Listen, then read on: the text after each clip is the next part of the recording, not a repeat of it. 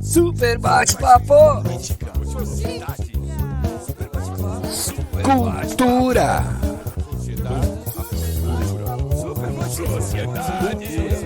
Esporte. Política.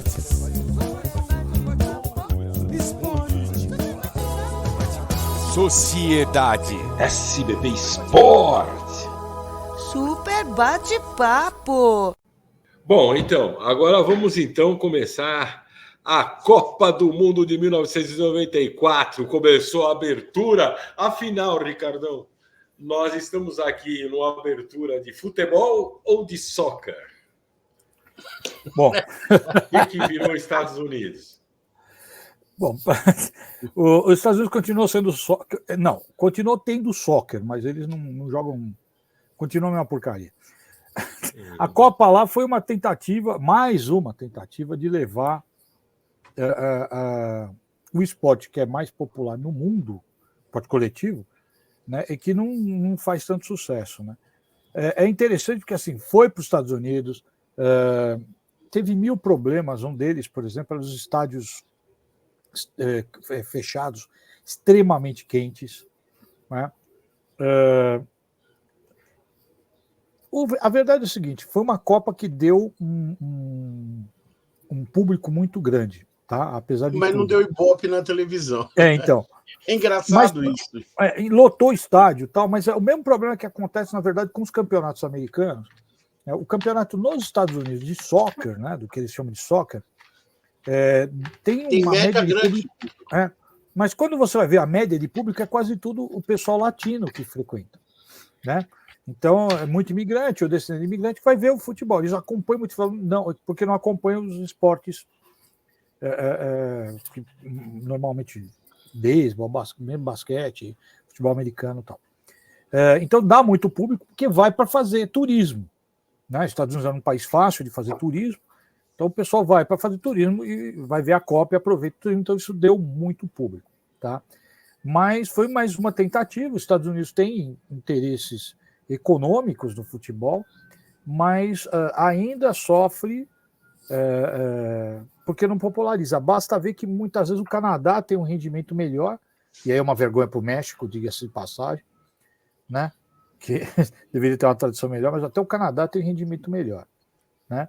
E foi uma Copa, então, assim, que traz a novidade de muito estádio em uma situação que para nós era artificial. E tem uma curiosidade, eles escolhem um mascote que eu nem lembrava disso, eu fui procurar quem era o mascote, só por curiosidade, que eu achando que era alguma águia, era um cachorrinho. Foi um fracasso, foi um fracasso. Como é o nome daquele bicho? E eles esconderam, ficaram com tanta vergonha do bicho que esconderam. Eles já tiveram mascote pior, mas eu descobri que foi a Warner Bros. Que bolou o desenho do cachorrinho lá, um Jack, ou qualquer coisa assim no nome, e que ninguém gostou. A ideia era pegar o público infantil e tal, não dei nada. Essa é só curiosidade. Mas depois eu vou comentar um pouco mais de como é que os americanos viram o soccer, né? O futebol. Então, para eles, continuou sendo soccer, eles não entendiam regra. Eles chamavam tchau.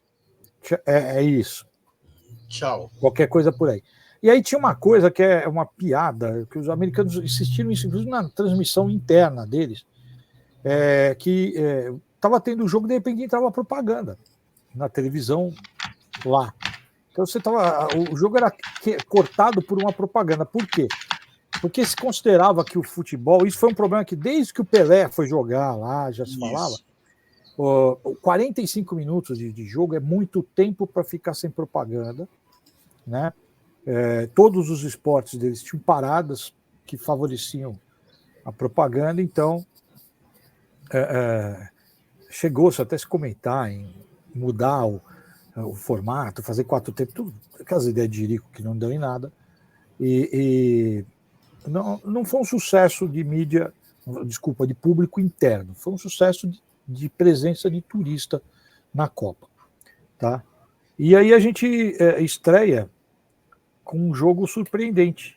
Não, o cachorrinho, ele chamava Striker. O cachorro. Striker. Foi na Copa do Mundo, na Itália. Eu ia perguntar isso, mas eu, assim, sinceramente, eu nem lembrava que tinha um mascote. Essas coisas, para mim, pouco importam, mas é curioso ver que ficam bolando, vem lá os caras de marketing, fazem um estudo e fracassam.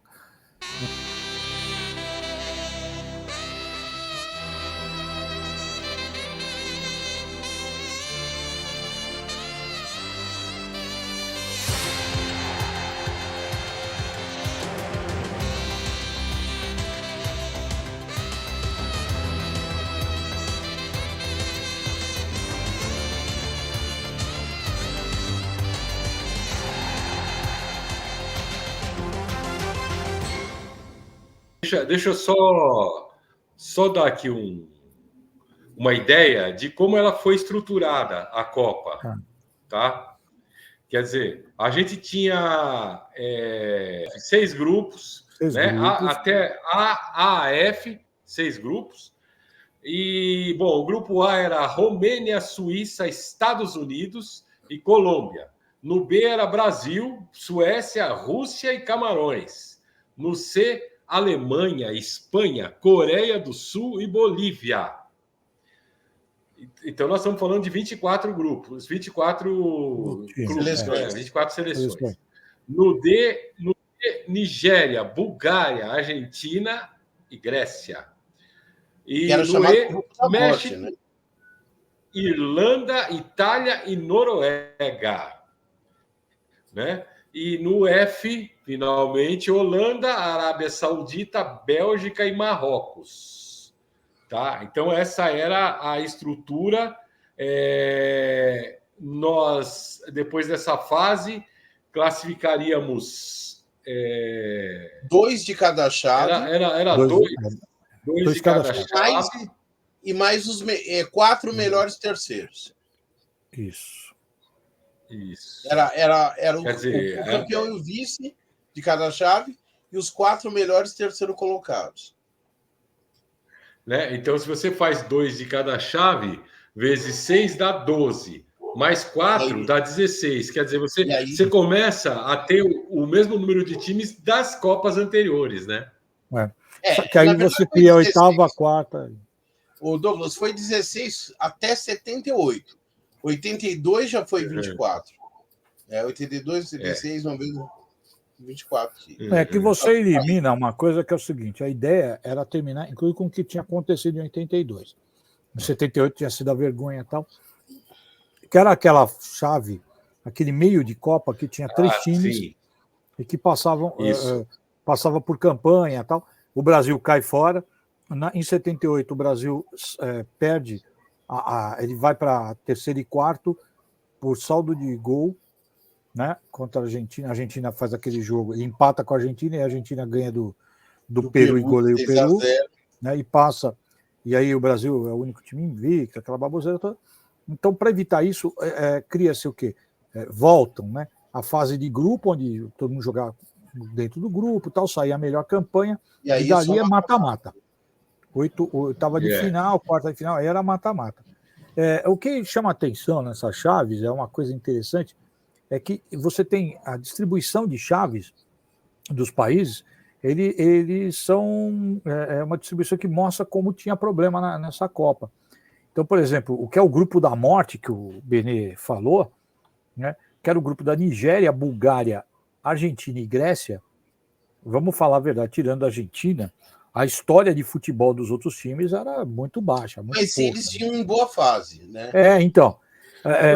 E nesse caso, a Argentina tinha se classificado na Bacia das Almas, né? Então tinha um problema de tradição, mas também tinha um negócio de momento, né? Então, se o cara pegar isso aí sem saber a história de eliminatória e tal, falar, nossa, que porcaria, que baba para a Argentina, né? E a Argentina vai passar como terceiro, né? Porque a Bulgária vinha com uma boa campanha e a Argentina veio com uma péssima campanha. E falar, esse é o grupo da morte, é duro, né? Sério. Então, brincadeira, né? Nigéria, Bulgária. E mais, hein? A Bulgária vai ser a quarta colocada. E a Nigéria faz uma boa campanha também. Então, você vê, A chave do grupo A, ela parecia ser feita para entrar nos Estados Unidos, porque Romênia, Suíça, Estados Unidos e Colômbia. E os Estados Unidos só entra em terceiro. Estados Né? Unidos E e entra em Colômbia. terceiro, né? A Agora, deixa eu Suíça falar um com aquele pouquinho. futebol de não faz gol, né? A Suíça... Vou falar só duas coisas dos Estados Unidos, que é essa contradição realmente dos Estados Unidos ter. A Copa dos Estados Unidos é a que tem as maiores médias de público no estádio, as maiores de todas as Copas. Em compensação, e os piores índices de Ibope, né? Na televisão. O Ibope era baixíssimo. Era baixo. Às vésperas da Copa, fizeram uma pesquisa dos americanos, a maioria não fazia a menor ideia que ia ter uma Copa do Mundo de soccer dos Estados Unidos. A Folha de São Paulo fez uma reportagem, eles foram assistir um jogo dos Estados Unidos na casa de uma família de norte-americanos. E era uma coisa curiosa, que as crianças da família e da redondeza, todas eram crianças e adolescentes, todos entendiam de futebol e estavam muito interessados. Os velhos não entendiam nada, nada. Os caras achavam que o Pelé ainda jogava, né? Isso. E aí até um dos moleques falou, pai, não faz a gente passar vergonha, por favor.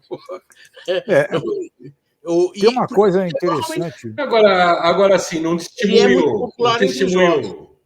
testemunho pessoal. O Luiz, né, o meu irmão, ele mora lá nos Estados Unidos, né? Mas ele mora na Flórida, ele mora nos com Estados relação à Copa de 94, exato. Por isso que eu até falei, bom, tem esse detalhe, né, a ser levado. Mas, de qualquer forma, né, um hábito que se estabeleceu na cidade, pelos americanos, inclusive, era de vamos para o bar lá assistir a Copa, entendeu? Né, nesse período. Né? Porque... Mas como você disse, é Flórida, né? Como você disse, é Flórida. Né? O futebol, ele tem uma coisa interessante nessa configuração que o Benê falou do jovem e tal, porque isso ainda se repete nos Estados Unidos. Ele é muito forte como atividade de escola. Isso. Onde se joga muito na modalidade mista, inclusive. Tanto é que os Estados Unidos tem um bom time. Até 15 anos é misto o futebol.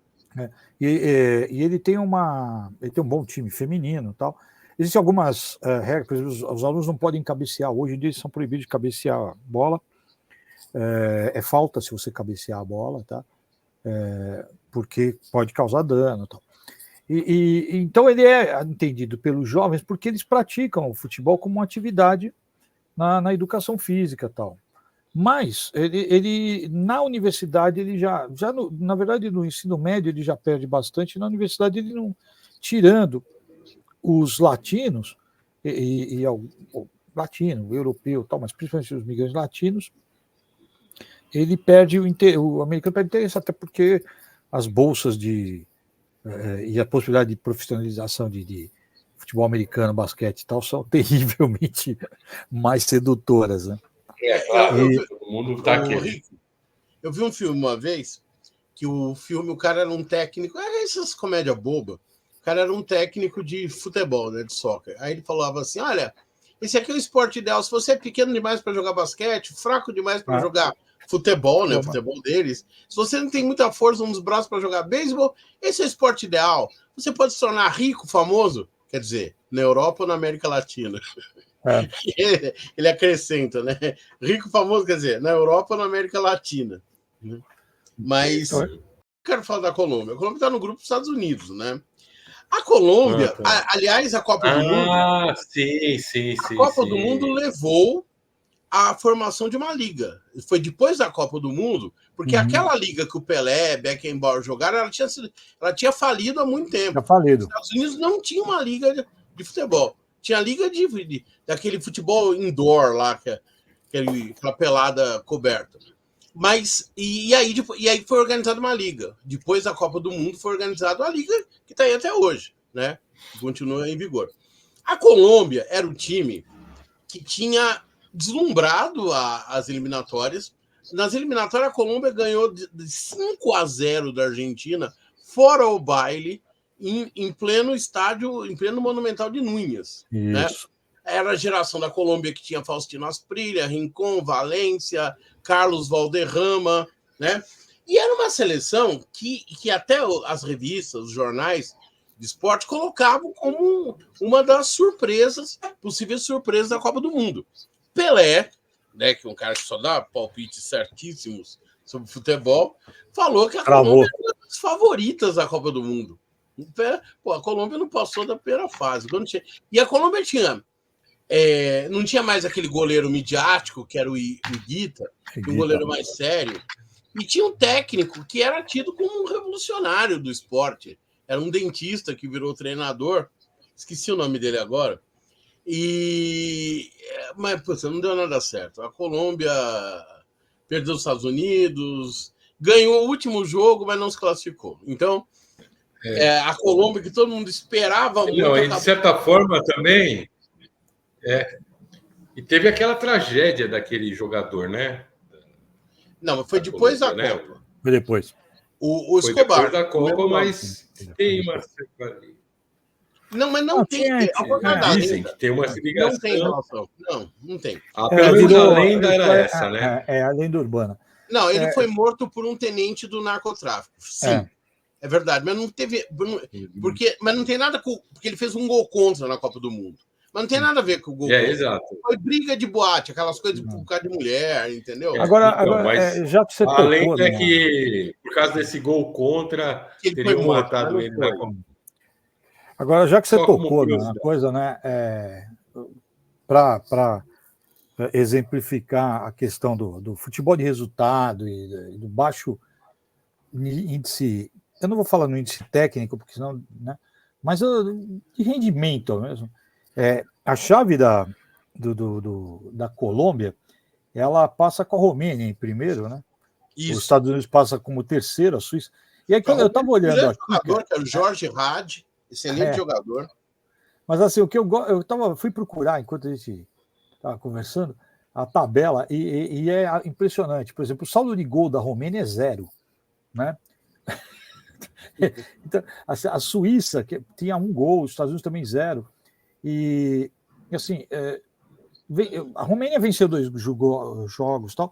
A Suíça vence 1, cara. Os Estados Unidos vence 1. Então, assim, era jogos pobres em gol, né? Ou quando aí até acontece um absurdo, né? Porque a Romênia perde de 4-1 para a Suíça, tal. Mas eram jogos ruins assim de ver. Não animava, né? Que vamos falar bem verdade. Amarrado. Bem amarrado, tá? Né?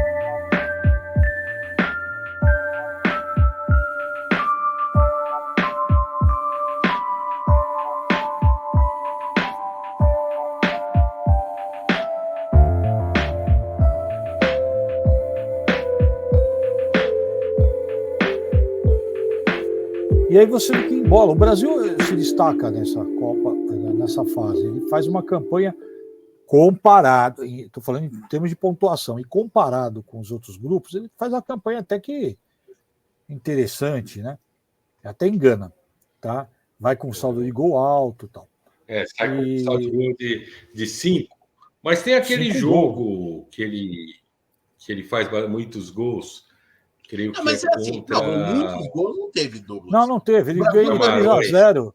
3-0 de Camarões. Era um jogo 2-0. Na abertura, o Brasil ganha fácil da Rússia. Muitos gols para essa Copa, né, gente? Por favor. O que é?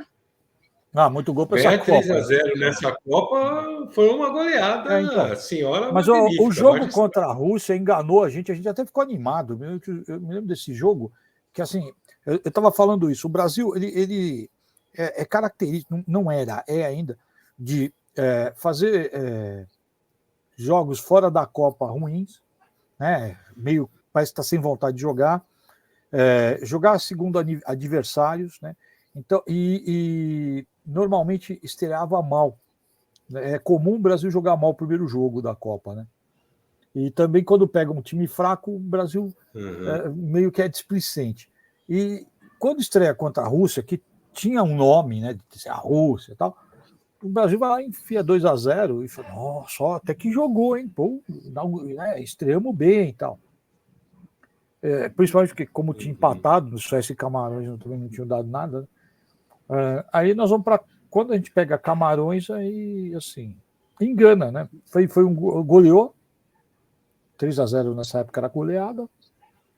Mas é um jogo que está bem abaixo do que o Brasil podia ter jogado. Outra seleção que esperavam mais também é Camarões, né?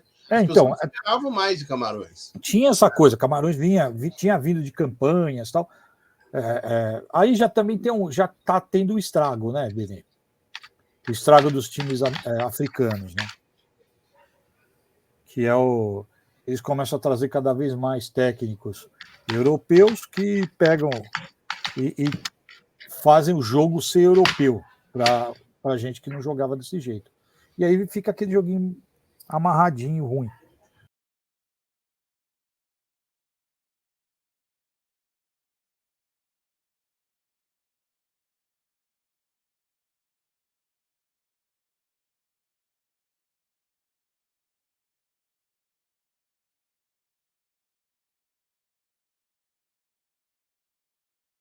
No grupo A, classificou a Romênia e a Suíça.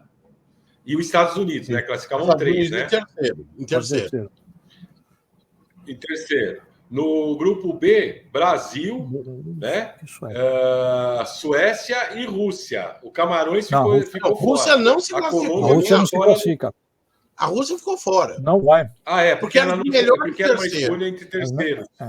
É uma escolha entre terceiros, desculpa. Isso. Então, foi Brasil e Suécia. A Rússia e Camarões ficam fora. No A, quem ficou fora foi a Colômbia, né?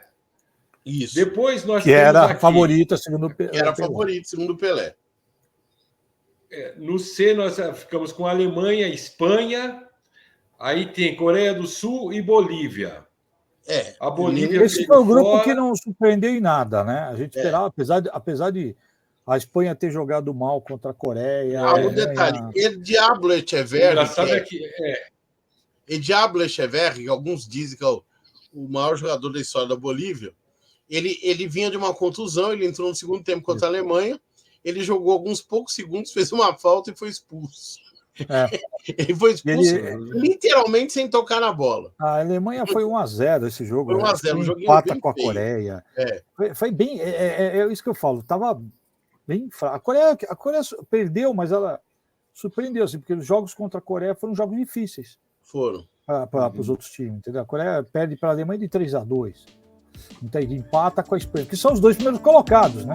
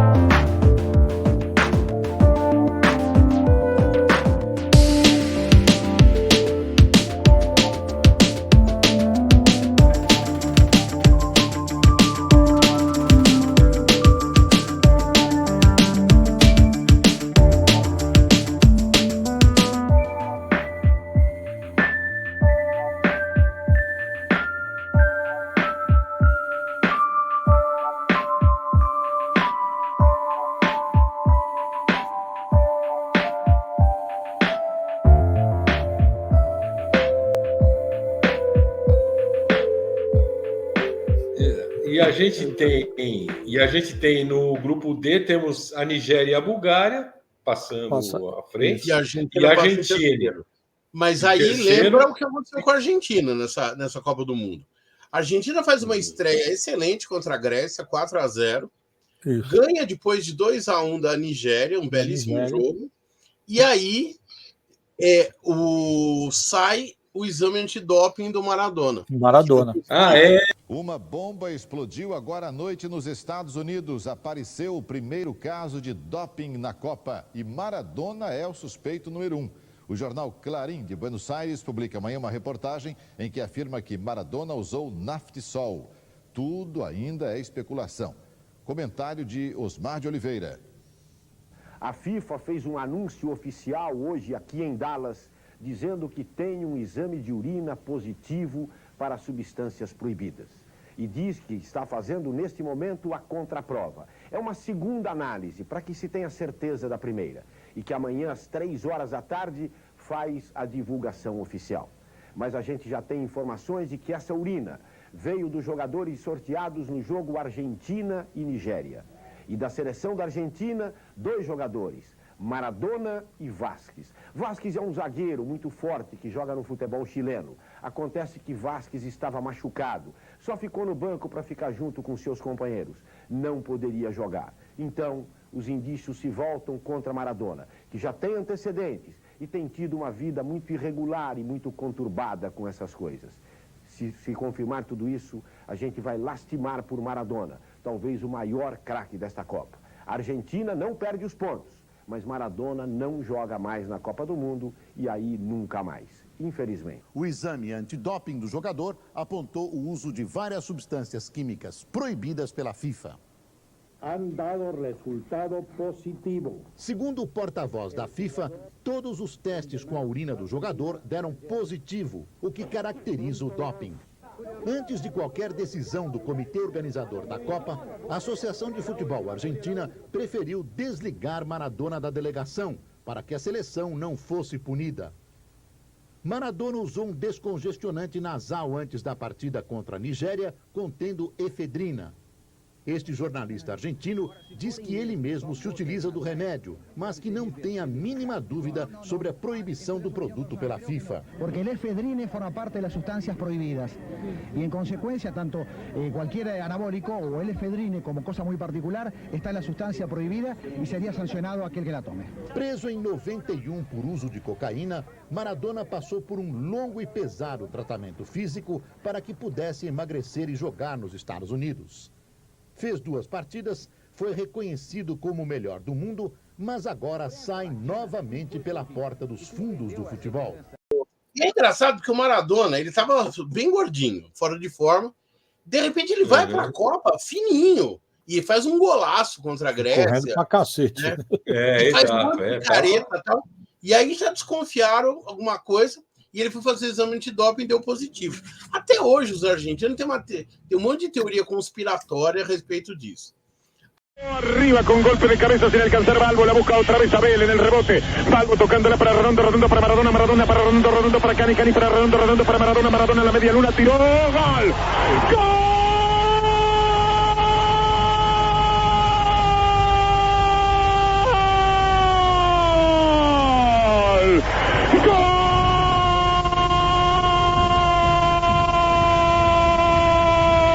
Argentino, Maradona, un maravilloso remate al ángulo superior derecho como fin de una jugada fantástica del equipo argentino, una sucesión de toques, no se sabía dónde estaba la pelota, parecía en un flipper, pero toda la maquinita parecía azul. Finalmente Diego Armando Maradona, sin que nadie lo esperara, sacó un remate soberbio al ángulo superior derecho. Aquí los argentinos cerca de la cabina de Radio Continental se miran con asombro y se dicen, pero ¿viste lo que fue eso? Pero vos te das cuenta, está vivo, Gardel está vivo. Remató de media vuelta, la puso en el ángulo y Maradona, acordándose de un griego que solía hablar con humildad, esta vez dijo, de fútbol lo sé todo. E aqui apareceu o Diego Armando Maradona que esperávamos. A Argentina, abatida por isso, perde a Bulgária de 2-0. E aí que a Argentina acaba ficando em terceiro no grupo. Entendeu? Porque se classifica a Nigéria em primeiro, a Bulgária em segundo e a Argentina em terceiro. Que é quando a Argentina vai jogar com a Romênia e perde nas oitavas de final. Era amostras que assim, a Argentina era o Maradona mais 10. Né? A Maradona ela volta a ser o cara das eliminatórias. Um time bom nessa época. A Argentina tinha o Batistuta, tinha o Simeone. Sim, mas tinha vindo de uma repescagem que passou quase que não passa. Mas é muito. Tem umas coisas muito curiosas no futebol. Se você for pegar. Você não fala para ninguém que a Argentina foi para repescagem. Você pegar o time da Argentina, é um time muito bom. Sim, quer dizer, não era um time para ficar nessa situação. Tinha excelente jogador. Mas o rendimento da Argentina era péssimo. Era um cara... o problema talvez fosse mais extracampo. Talvez. Porque o time não era ruim. Fosse talvez mais extracampo o problema. A Nigéria, dos países africanos, aqui que teve uma boa desempenho foi a Nigéria. A Nigéria ganhou da Grécia, ganhou da Bulgária, perdeu num jogo. Aliás, um dos melhores jogos da primeira fase. Foi o jogo que a Argentina ganhou de 2-1 da Nigéria. Foi um jogão. Um jogo equilibradíssimo, né? Belíssimo jogo. E a Nigéria se classifica em primeiro nesse primeiro. Né? No saldo de gols, ela acaba se classificando em primeiro.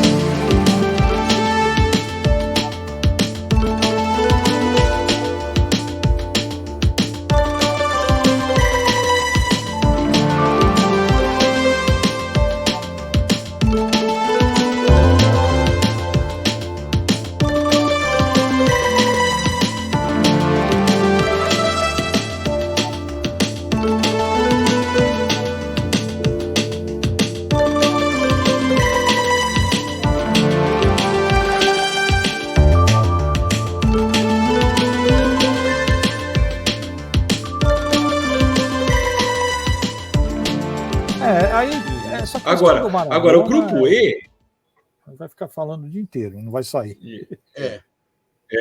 O grupo E, que é também aqui interessante, por quê? Porque a gente tem o México, vai passar em primeiro, a Irlanda em segundo, e a Itália em terceiro, ficando de fora a Noruega. E jogando cá entre nós. Na realidade, se você avaliar, o grupo ficou um pouco meio invertido.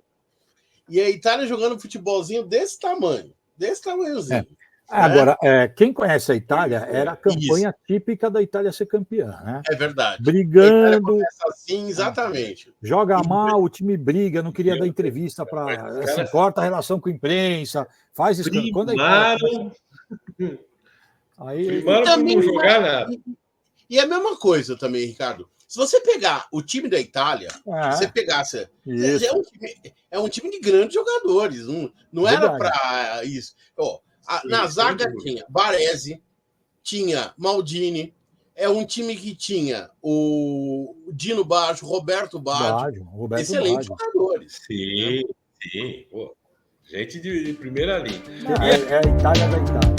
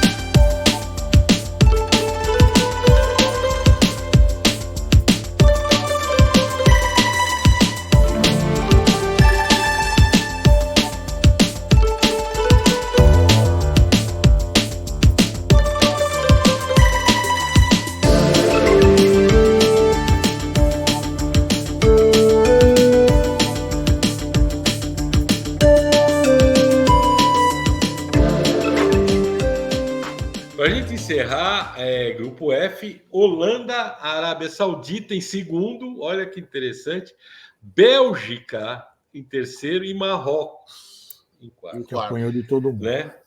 Deixa eu falar uma coisa. A Arábia Saudita, tem um jogador da Arábia Saudita, eu não vou lembrar o nome dele, é um nome saudita, que era o chamado Pelé do Deserto.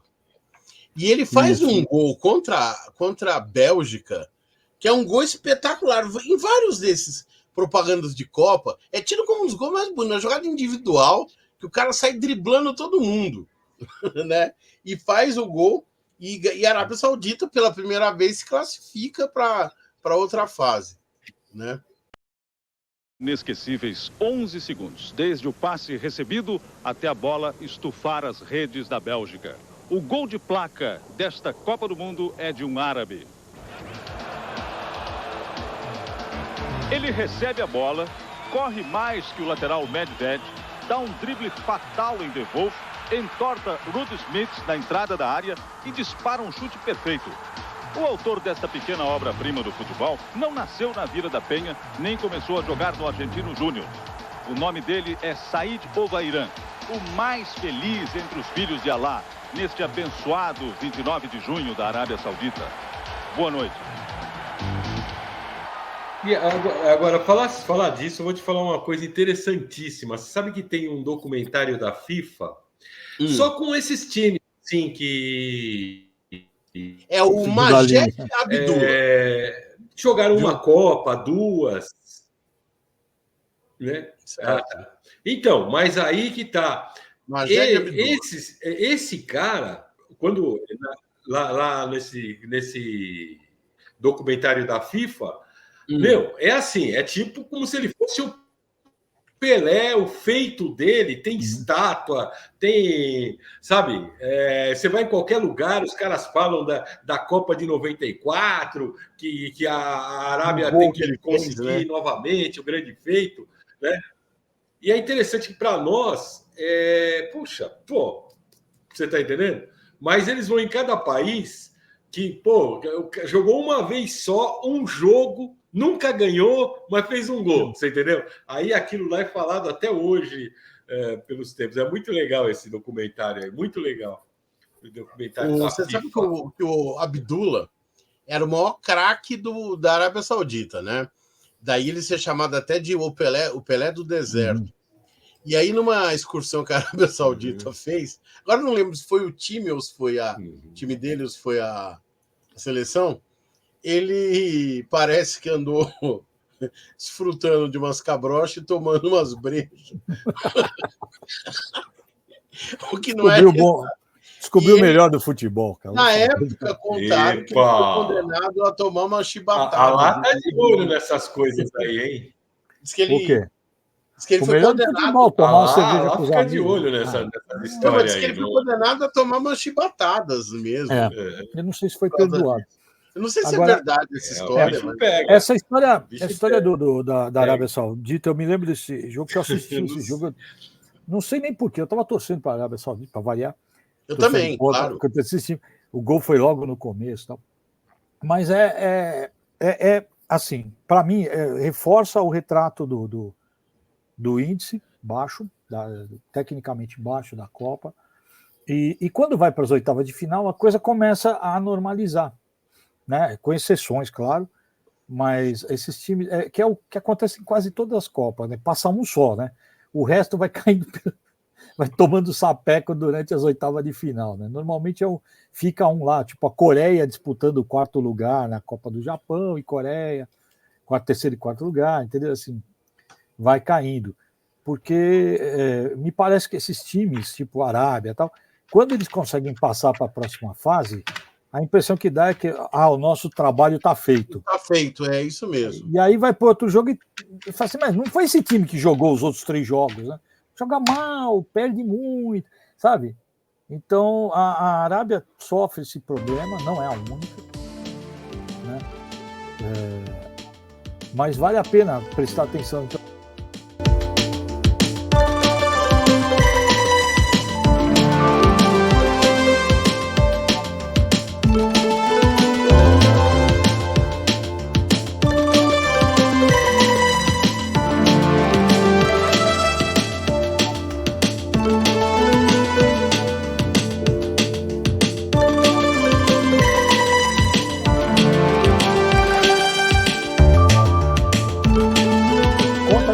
oitava de final, Douglas, se você...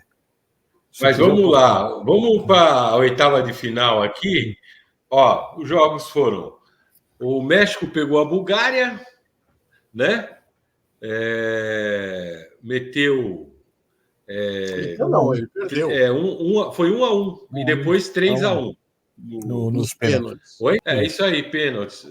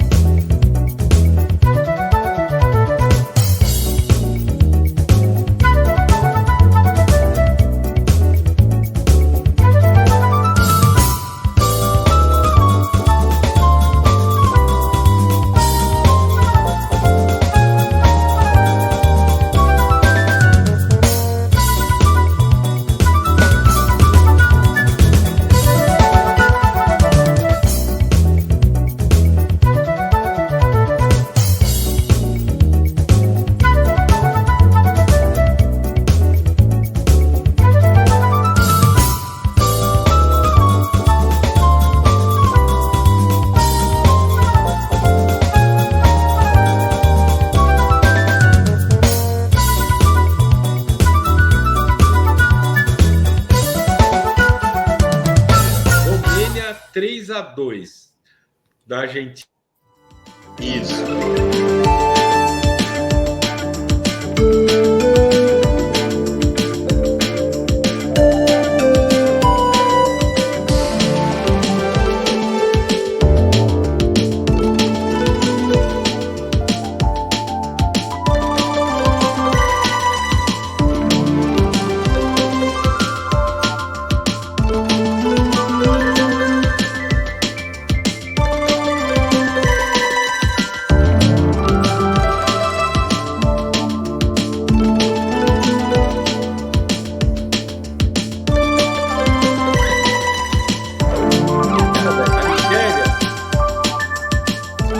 Jogou como nunca e perdeu A como Nigéria sempre. pegou a Itália, foi 2-1. Na prorrogação. Na prorrogação. Gira 1-1. Aqui que a Itália começa a respirar, né? A Itália, né? A Nigéria dominou o primeiro tempo, podia ter matado esse jogo no primeiro tempo. A Itália se recuperou, empatou, foi para a prorrogação e ganhou com um puta golaço do Baggio. O Baggio fez os 2 gols da Itália. E para dizer uma coisa para você, o Gianfrancesco Zola tomou um cartão vermelho. Então a Itália joga um tempo com 1 a menos. Isso mesmo. Resolveu na prorrogação esse jogo. Né? A Holanda meteu 2-0 na Irlanda.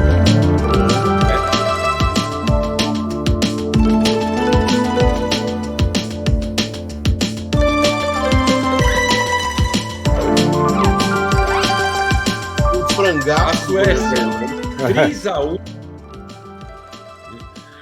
A Suécia 3-1 na Arábia Saudita. A Arábia Saudita mais um gol aí que pode se... Você percebeu como começa a normalizar, a tirar esses países que encantaram?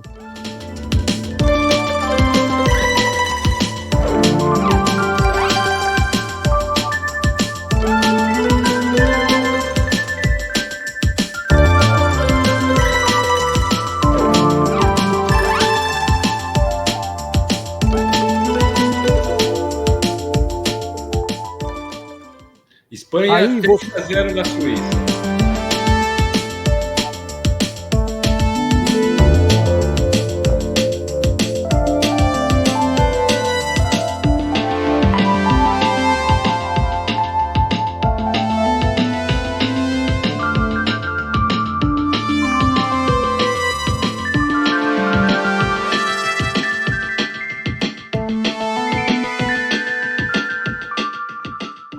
E a Alemanha 3-2 na Bélgica.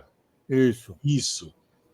Certo? Aí você vê também assim, a Alemanha Bélgica não tinha 3-2 passado na bem, né? A Bélgica não tinha passado bem e tal. Uhum. Mas você vê... A Bélgica já não estava...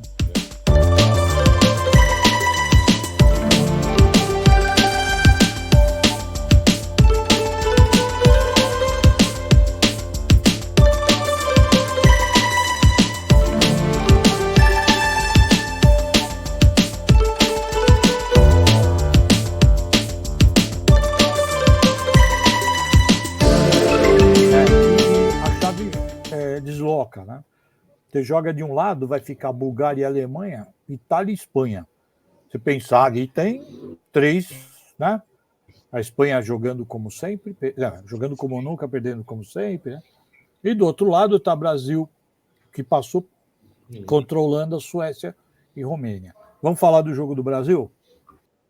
E o Brasil 1-0 nos Estados Unidos. O Lalas não é que foi uma bola na trave, ele deu aquela bicicleta, lembra da bicicleta? Não, e não foi o Lalas e não foi contra o Brasil. Não. A bicicleta foi o... Putz... Foi o Balboa, e eu acho que foi o jogo contra a Colômbia, se eu não me engano.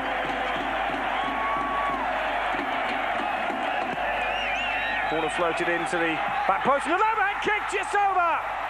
Well, that's more like it from Balboa, who has looked the pick for me of the players defensively.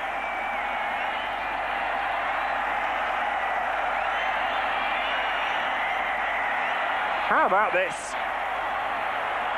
Balboa. Just wide. Mas vamos lá, vai. Para mim, talvez esse seja o pior jogo do Brasil. Mas ao mesmo tempo, os Estados Unidos é engraçado porque os Estados Unidos também entrou com medo. Você vê o jogo xoxo, né?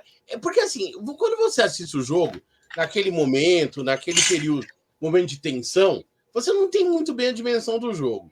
Eu vi depois, gente, os Estados Unidos chutou uma bola, uma defesa fácil do Tafarel. Uma que passou, com muito boa vontade perto da trave, e os Estados Unidos jogou a maior parte do jogo com um jogador a mais, porque é nesse jogo que o Leonardo... Deu uma cotovelada no Tabi Ramos. Tabi Ramos agarrou ele pela camisa, ele ficou irritado e deu uma cotovelada, quase matou o Tabi Ramos. Machucou, afundou a face dele. Rompeu o negócio no ouvido, foi um negócio feio, né? Tabaré Ramos, que era um uruguaio que jogava na seleção. O lateral Leonardo não joga mais nesta Copa do Mundo e a FIFA vai anunciar amanhã o tamanho da punição, informando ainda que vai continuar severa contra a violência. A tensão e o nervosismo dos jogadores brasileiros culminaram nessa atitude de Leonardo. Agarrado pelo ponteiro americano Tad Ramos, ele tenta se libertar. O juiz marca a falta, mas Leonardo agride o americano com uma cotovelada no rosto. Ramos sofreu fratura no osso parietal. Conduta violenta, agressão ao adversário, sem disputa da posse de bola.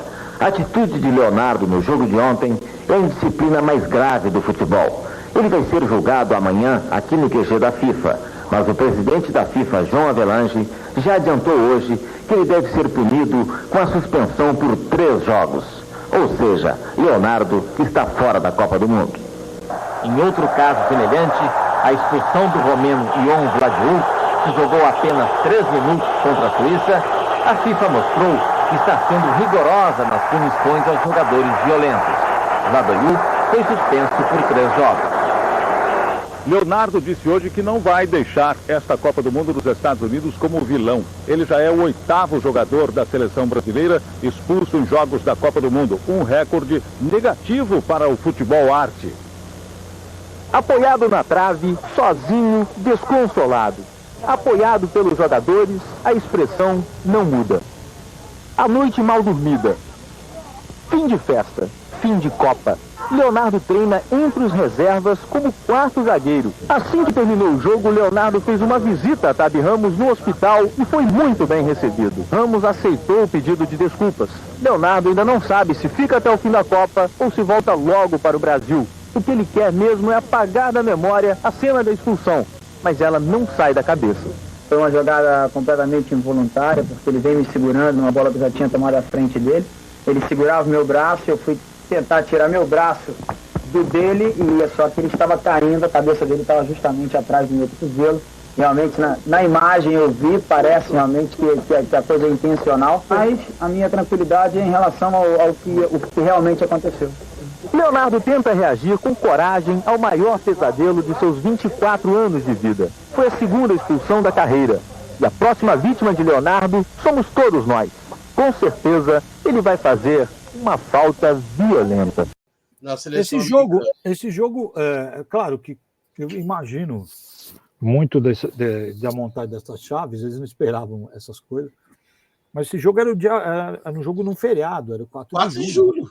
Então era o jogo no dia 4 de julho. Eles vão jogar vai jogar lá na Califórnia e tal. E Pasadena, não foi? Não, em Stanford. Stanford. Mais ao norte. Era um estádio perto de São Francisco, era um estádio coberto. Acho que foi o primeiro jogo do Brasil em estádio coberto, se eu não me engano. E aí... Eu acho que foi contra a Suécia no estádio coberto, hein? Depois ele vai jogar em Pasadena contra a Suécia. Aí sim. Mas aí já é de novo, né? Já é na semifinal. Mas eu acho assim, eu me lembro desse jogo, o Brasil jogou, o Estados Unidos não jogou nada, mas o Brasil jogou mal. Tá? Jogou mal pela coisa, que é aquela coisa o contrário não acontece. É isso mas que eu pego acho muito do que o Brasil jogou feio, mas jogou o comum, né? Que eu digo assim, nós éramos o time, né? O Brasil é o time. Então ele tem que chegar impondo.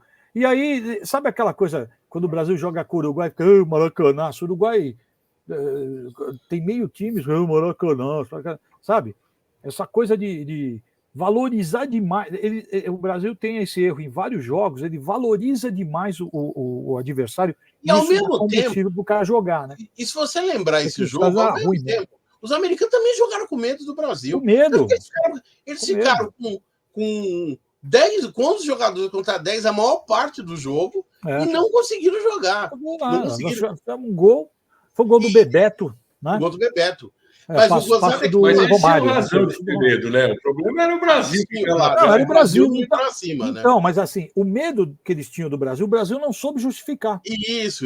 Mas tem uma jogada do Romário nesse jogo que o Balboa, o zagueiro, a dupla de zaga era Lalas e Balboa. O Balboa era um argentino naturalizado. O Balboa escorrega, o Romário pega a bola, dribla o goleiro, agora e chuta fora. Meola. Chuta fora. O goleiro é Meola, Tony Meola, e chuta fora. Meola. Mas em compensação, depois ele faz a jogada do gol, a jogada que ele dá a bola pro Bebeto. Pro Bebeto fazer o gol da então, vitória. Esse foi, para mim, um jogo, assim, que era um jogo fácil, não era para ser um jogo... Então, foi um jogo feio, porque era o Brasil, se você pegar nessa fase, por exemplo, a Espanha pega a Suíça. Quer não, né? A Itália pega a Nigéria, que tinha feito uma campanha de primeira, né? E foi um jogo difícil para a Itália. Aí quando você pega o Brasil, era um dos adversários mais fracos para pegar nas oitavas. Né? Porque não é um país de tradição, apesar de estar jogando em casa, no 4 de julho.